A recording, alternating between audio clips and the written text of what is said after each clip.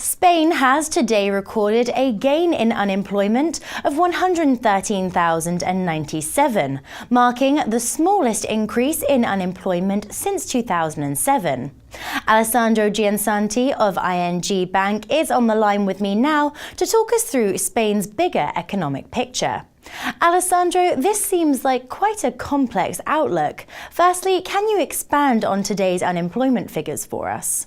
To look at the data on a seasonal way, because there was an increase, but if you look at all the increases we have seen in the months of January, this is the smallest since 2007. So if you take on a year-on-year basis, it's a minus 3%. So this confirms that there is a declining trend of unemployment, so there is a stabilization of unemployment that is pointing to a positive for the Spanish economy. It's also linked to the cyclical recovery that we are seeing in all the Eurozone economies, and Spain is taking part. So the point is that the unemployment rate in Spain is still very high. We are around 26%, but the trend we are seeing in the market for the unemployment level, so it should point to a stabilization of the number, and as soon as we will get some pickup in the economic growth, as it's expected to be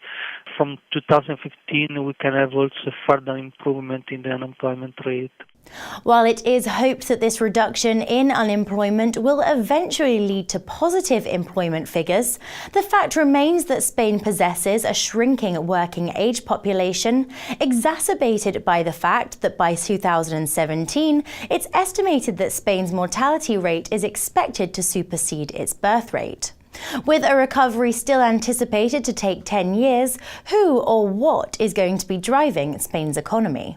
So the Spanish economy is going on a quite important shift. So before, the Spanish economy was mainly driven by internal demand and leveraging of private people. So that's brought Spain to have one of the highest private debt in the Eurozone and the current account deficit. But since 2-3 years, the Spanish economy has been reconverting, so now the export sector is becoming very important. It has grown in size. The export sector is becoming very important, so we have now the current account that has moved to surplus, so expect it to be around 2-3% for the next 3-4 years. And then there is also a flow of positive direct investment coming to Spain, and then also it's important to notice that the competitiveness of Spain has improved remarkably in the last years. If you look at the data of the unit labor costs, you see that they have come down, and now they are below the level of 2000. So that's also different from other peripheral economies like Italy, where we still see unit labor costs growing. So I think the main driver of the Spanish economy moving forward will be the export sector. While Spanish inflation presently remains well below the ECB's own target, what will Spain's economy be looking for from the ECB at Thursday's rate decision meeting? Does the ECB have any tools within its arsenal to assist Spain? Yes, I think ECB is under pressure to take further action on the rates side, but not only, but also in the providing liquidity to the banking sector. We have seen that there is ongoing downward trend in inflation, and Spain is also a part of this trend. In the CPI in Spain is below 1%. So there is also negative consequences for the credit transfer from the banking sector into especially the small and medium enterprises. That's not working properly, especially in peripheral economies. So that's really important for ECB to make further action and then support the credit transfer in the Spanish economy.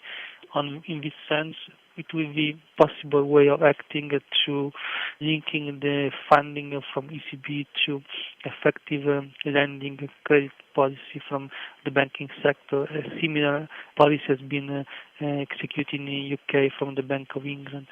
And second, there will be also needed from ECB to trying to further reduce the interest costs, because in a way to stop this declining CPI that is having ongoing negative consequences for the Eurozone economy. So yes, like I said, the ECB will have to step in to trying to solve this not proper functioning of the lending on the credit transfer. Alessandro, that's all we've got time for right now, but thanks very much for joining me.